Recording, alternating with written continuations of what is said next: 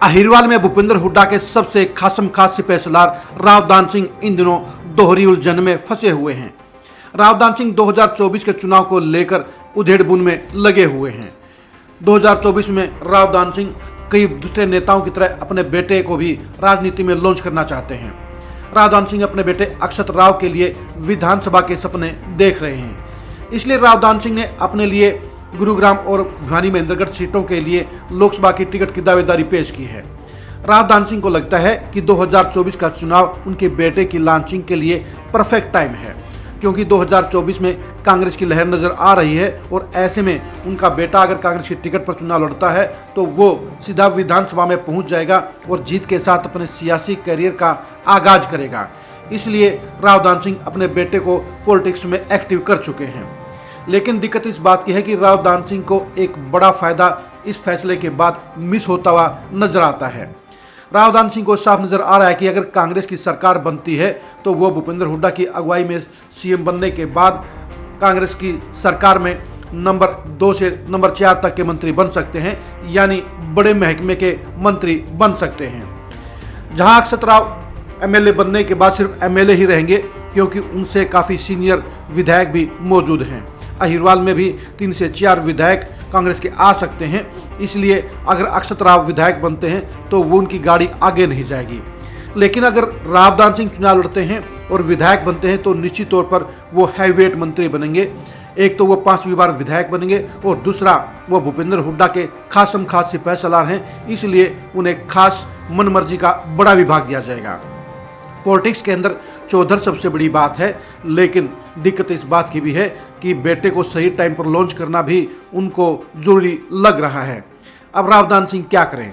राव दान सिंह का एक मन कह रहा है कि वो खुद संसद में पहुंच जाएं और बड़ी पारी खेलने का काम करें और लोकसभा में जाकर अपने नाम का डंका बजाएं, अपनी सियासत को महेंद्रगढ़ विधानसभा सीट से बाहर निकालकर पूरे दक्षिण हरियाणा में फैलाने का काम करें। उनकी सोच भी सही है। राव दान सिंह अहिरवाल के उन चंद नेताओं में शामिल हैं जो 4 बार विधायक बने हैं।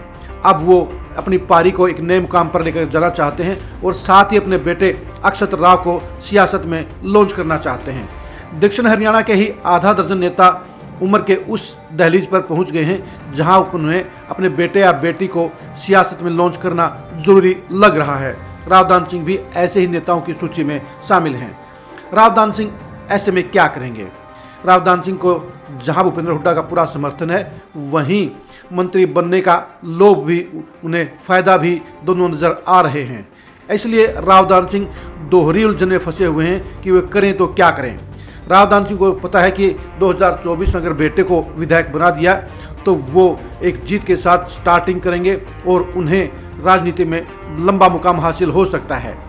महेंद्रगढ़ की सियासत में जहां राव दान सिंह भी अपने बेटे को लॉन्च करना चाहते हैं तो उनके कट्टर प्रतिद्वंदी बीजेपी दिग्गज रामविलास शर्मा भी अपने बेटे या बेटी को चुनाव लड़वाना चाहते हैं। यानी 2024 के चुनाव में महेंद्रगढ़ सीट पर दोनों ही बड़े नेताओं के बेटे या बेटी चुनाव लड़ सकते हैं।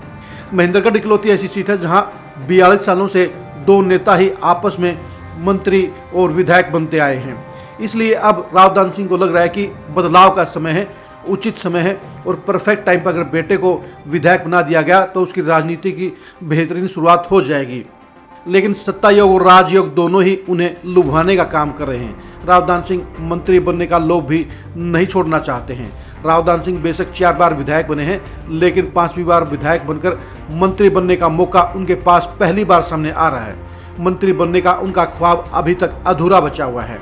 उस अधूरे ख्वाब को पूरा करने का समय भी 2024 में नजर आ रहा है। राजनीति कहती है कि खुद राजयोग में शामिल हो, बड़े मंत्री बने और एक बड़ा रुतबा हासिल करें। अब तक 4 बार विधायक बनने के बाद मंत्री नहीं बनना भी कहीं न कहीं राव दान सिंह को कसक दे रहा है और उन्हें साफ दिख रहा है कि सरकार बनने पर इस बार उनका मंत्री पद का कोटा पक्का है और भूपेंद्र हुड्डा उन्हें एक बड़ा महकमा देने का काम करेंगे।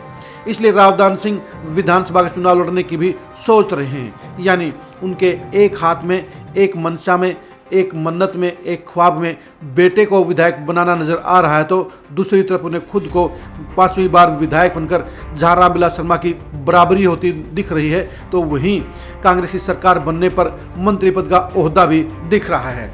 यही वजह है कि राव दान सिंह के लिए फैसला लेना आसान नहीं दिख रहा है।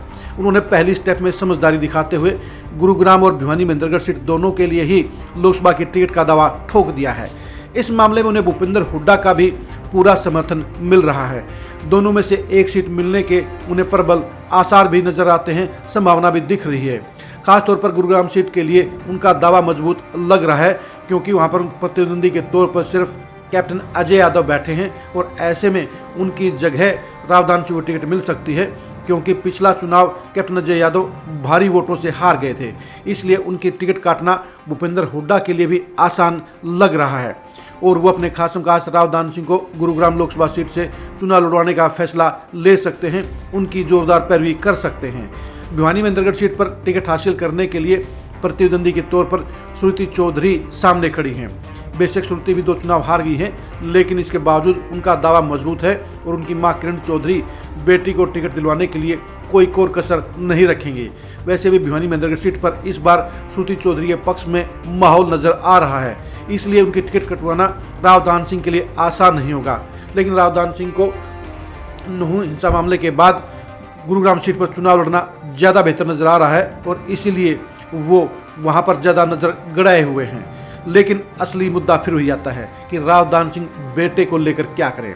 बेटे अक्षत राव को विधायक बनाना उन्हें जरूरी लग रहा है। 2024 में कांग्रेस के पक्ष में माहौल दिख रहा है। उन्हें पता है कि अगर 2024 में बेटे को एमएलए नहीं बनाया गया तो उसके बाद गाड़ी और 10 साल बाद की पॉलिटिक्स को लेकर कुछ भी पक्का नहीं कहा जा सकता। 10 साल बाद क्या हालात होंगे, 10 साल बाद कांग्रेस कहाँ पर खड़ी होगी, 10 साल बाद वो खुद कितने पावरफुल, कितनी पॉजिटिव पॉलिटिक्स के मुकाम पर खड़े होंगे और 10 साल बाद कांग्रेस में कैसा माहौल होगा, ये सारे सवाल अनसुलझे हुए हैं और इनके बारे में रावदान सिंह कुछ भी नहीं कह सकते। यही वजह है कि वो 2024 में बेटे को विधायक बनाने का ख्वाब भी देख रहे हैं। उन्हें एक गोल्डन चांस नज़र आ रहा है, लेकिन गोल्डन चांस मंत्री बनने का भी है। इसलिए रावदान सिंह इस दोहरी उधेड़बुन में है कि वो फैसला ले तो आखिर क्या फैसला ले। क्या वो मंत्री बनने का अपना सबसे बड़ा ख्वाब पूरा करें या वो अपने बेटे को सियासी लॉन्चिंग में विधायक बनाकर एक परफेक्ट लॉन्चिंग का काम करें। रावदान सिंह के लिए समस्या बड़ी है, उनके सामने दुविधा बड़ी है, लेकिन उन्हें फैसला तो लेना ही होगा। अब देखने की बात यह है कि रावदान सिंह क्या फैसला लेते हैं। क्या वो खुद को मंत्री बनाने का ख्वाब पूरा करने को प्राथमिकता देते हैं या बेटे अक्षत राव को विधायक बनाने की मुहिम को आगे बढ़ाकर उन्हें सियासत में लॉन्च करते हैं। दोनों ही फैसले बड़े हैं, दोनों ही फैसलों का बड़ा मैसेज है और दोनों ही फैसले रावदान सिंह की जिंदगी के सबसे अहम फैसले साबित होंगे। रावदान सिंह की इस दुविधा को जानने के लिए, रावदान सिंह के भविष्य के फैसले को जानने के लिए आप लगातार खरी खरी न्यूज़ के साथ जुड़े रहिए। आप हमारे फेसबुक पेज को लाइक कीजिए, आप हमारे यूट्यूब चैनल को सब्सक्राइब कीजिए। नमस्कार।